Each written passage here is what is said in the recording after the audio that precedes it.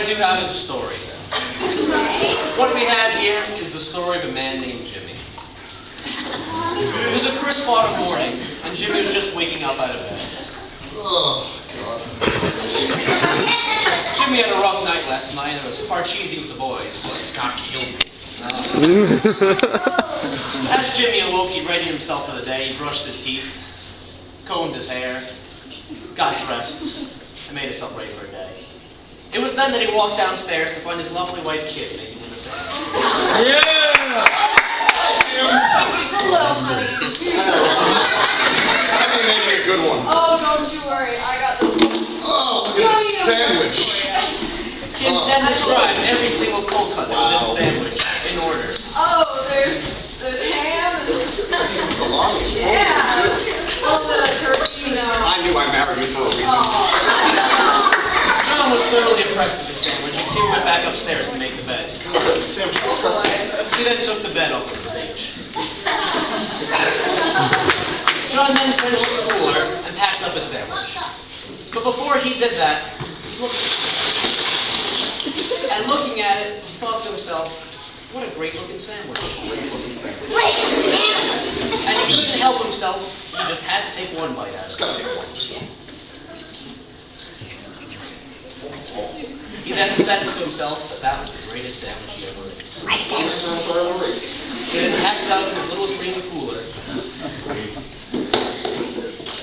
and readied himself for work. He walked out the front door, and as he walked out, he came across his neighbor, Peter. Good morning, Jimmy. How you doing? Peter then greeted him with news of the block. Just hear what happened to Margaret. John was in shock. He didn't hear about Margaret's fatal accident. I had no clue what you were talking about. What are you talking about? What happened to Margaret? She got attacked by a dog that hit by a car. Wow. Well, I got to send flowers over to Margaret's house for me. Petunias. Petunias? That was her favorite? Yeah. I love them. John was so distraught by the thought of the poor dead dog and his neighbor that he thought back, and he remembered that beautiful sandwich he took a bite out of. And he opened up his little green cooler, and he took another bite. Can I have some of that sandwich? No. Peter was allergic to cheese, so he didn't even bother asking for a bite of the sandwich. Take back that last remark. Again, he thought to himself, that first bite was even better than the first. Great bite. He then packed it back up in his little green cooler, said goodbye to Pete. Have a good day, Peter. They did a signature handshake and rolled many complex high fives and foot grabs. How's feeling it today? Later on. Take it easy. Next time. Have a good one. It was then that Jimmy realized that his wife Kim left him a note inside of his lunch pail. In there it said, Dear honey, make sure you stop off both at the dry cleaner and the library to drop off my books and my laundry. He then got in his little green Subaru and drove off to work. Off to work. He made car noises. It was then that he pulled into the dry cleaners, got out of his car, and walked into the laundromat to find none other than his good friend Ashlyn behind the counter. How are we doing today? Well, the wife's nagging me again. I'm going to need you to wash this for me. Of course, any day, any time. He was also picking up some laundry. He handed her the ticket stub. The number was 67. These new invisible ticket stubs are great. I'll go grab this for you. Ashlyn went to the back to look for his laundry. But she came back empty-handed. What? I'm sorry. I give you one job. One job. That's right, please. One job that you're going to do is clean clothes. How hard is that? Ashlyn then tried to explain to him that mice got it and ate nothing but his good shirts. I'm sorry, we have an infestation of rats. Mice? What? They want for the shirt, not the cheese. You live in the nice part of town. I'm sorry. Your good friend Peter brought them in. I'm sorry. John then stormed out of the building without taking his ticket stub from his laundry.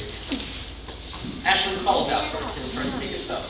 Take it up, you But he didn't turn back.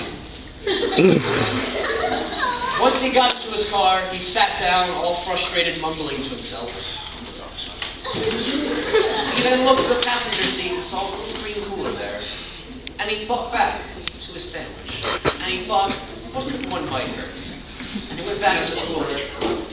He unwrapped the tin foil slowly,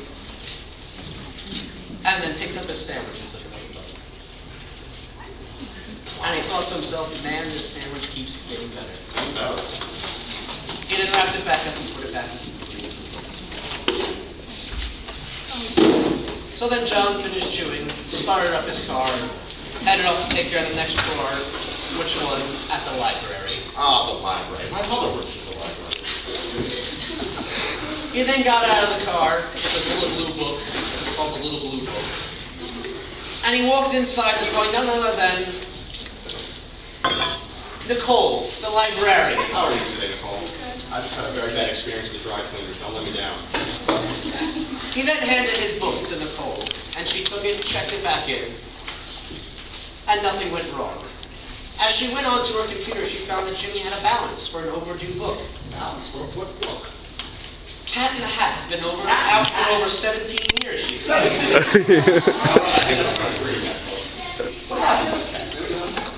She explained to him how the book has been out for 17 years.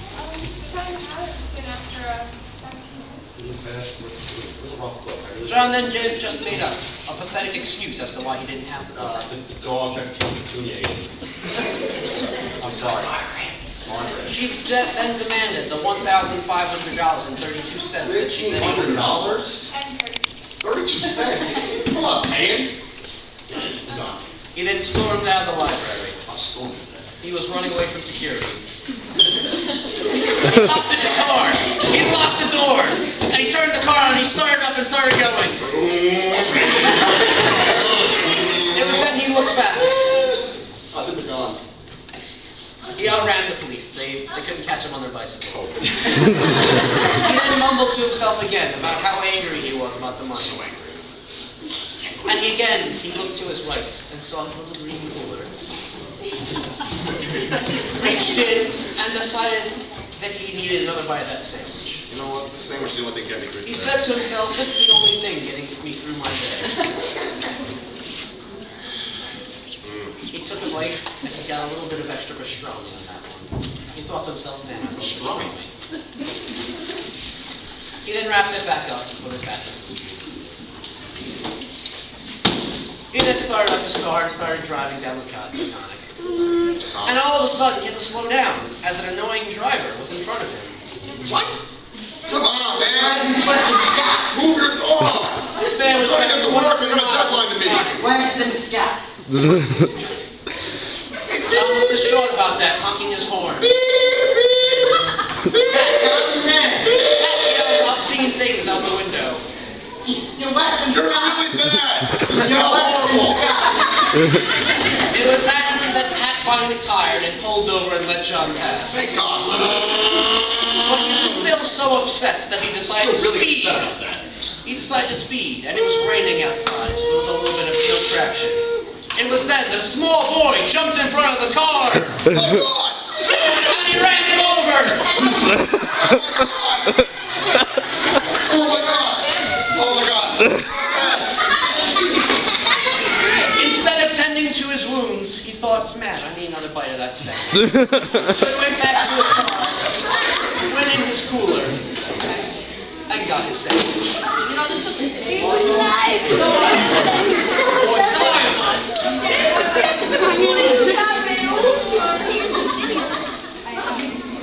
And he thought to himself, man, if this kid could just have a bite of sandwich, maybe he'd be all right again. Without the bite of this, I'll just smell it. You wake up. There's only a severe cut on your leg. The boy did not smell it.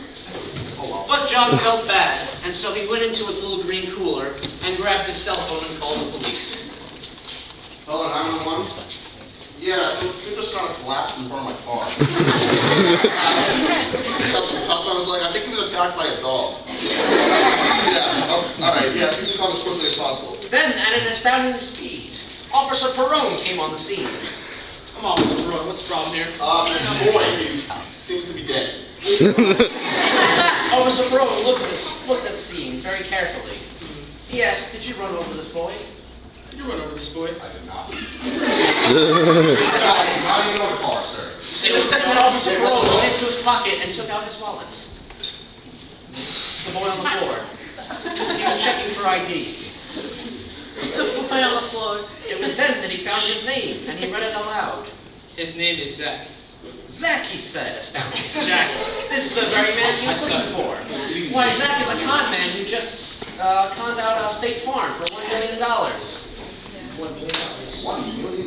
It was then that he You're said trying to to take me for a himself, ride, sir. he probably did this on purpose. Yeah, that's right, on purpose. This was no accident. This is no accident. You must have done something. It was then the EMTs came on scene. Wow, you guys got here astoundingly quickly. He said we're bringing in his voice. They then picked up the small boy and put him on the stretcher. And carried him away without breaking my stomach. Officer Perot shook Jimmy's hand and said thank you for taking down one of the American most protected servants. You're a good citizen. Thank you. He had legs. It was such a thrill for young Jimmy that he decided, man, I need another bite of that sandwich.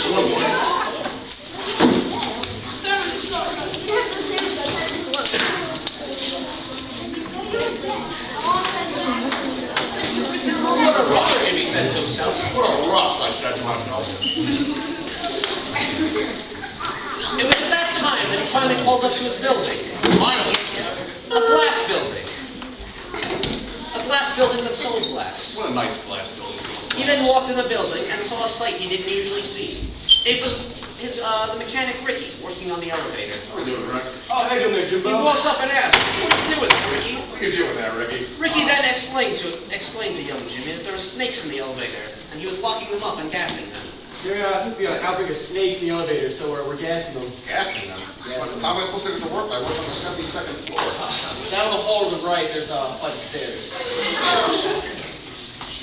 Jimmy then distraughtly walked down the hallway and found the staircase and started the 72-flight climb to the top.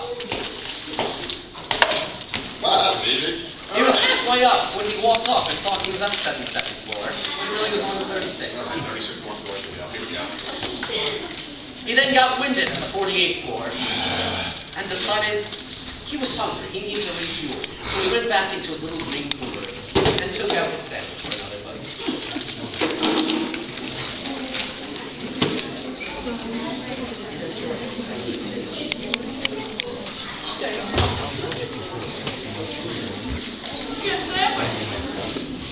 He then packed away his little green cooler and proceeded to his desk. But when he got to his desk, he didn't find it alone. He found none other than Seabass underneath the desk working on a computer. He then questioned the IT man as to what he was doing under his desk. What are you doing under my desk? Seabass then explains that his computer was infested with snakes. Seabass then explained it with some odd explanation. I think they used the elevator.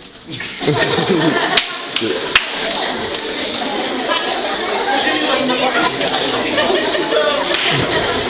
And he proceeded to walk away. As he walked away, though, he thought, man, I need another bite of that sandwich. Nothing's going right today. I need another bite. He took a very large bite of the sandwich.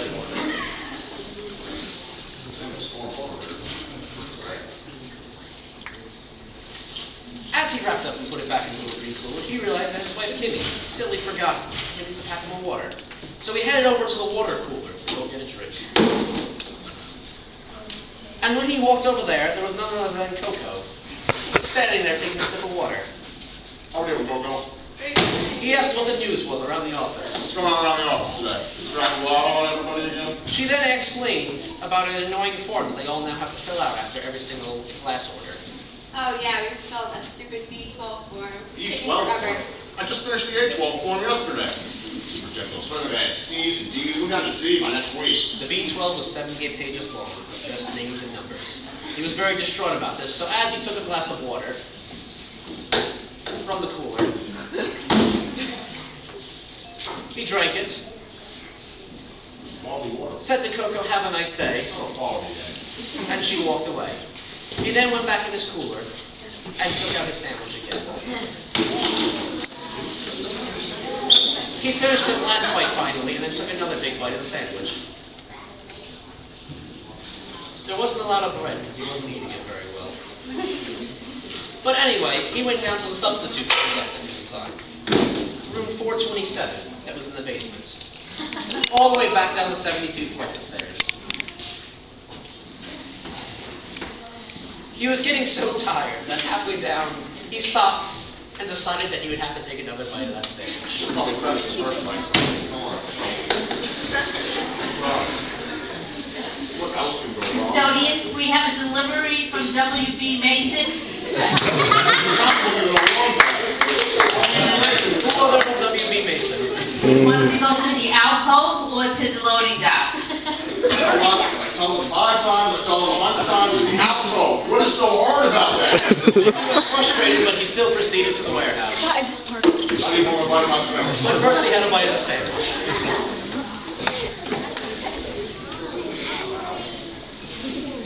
It was then he proceeded to the alcove, which was out that door and into the other, so he could chew a sandwich. I get to this point. It was a long walk all up to the loading dock, so it took him a while.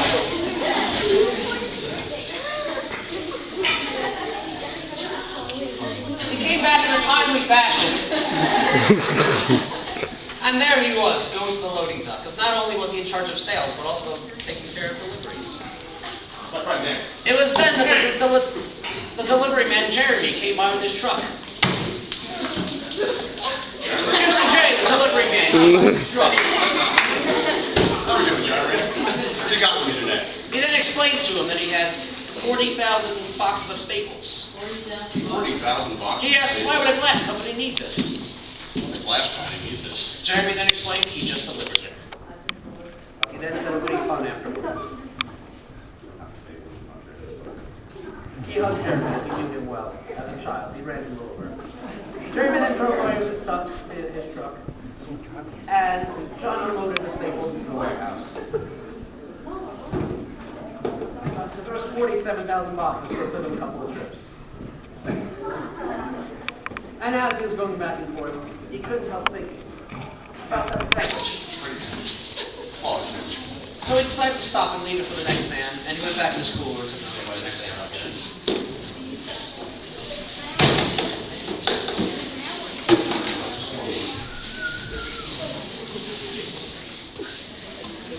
As he took his bite, he realized that he was late for work.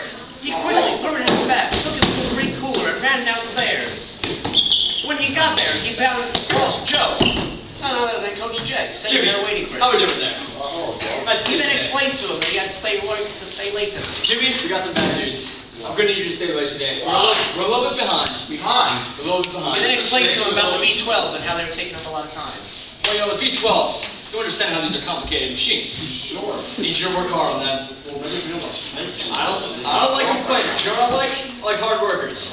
Joe left him that note, and Jimmy was sitting there, distraught, having unloaded 47,000 boxes of staples, walking over 100 flights of stairs, and only having one of a sandwich. It was then he realized that it was lunchtime, time for a lunch break. He finished crying, turned around, put on his big boy pants, and he sat down for lunch. Trying to finish the sandwich. What? He then went in there, after dropping his cooler on purpose to shake up his Gatorade that he had.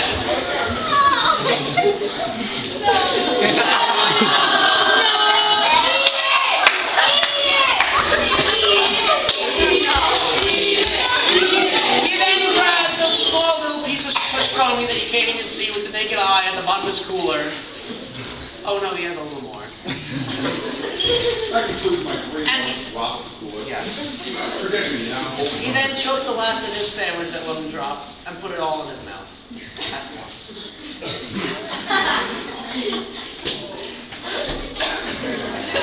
It was then that he looked down and he realized that the sandwich was gone.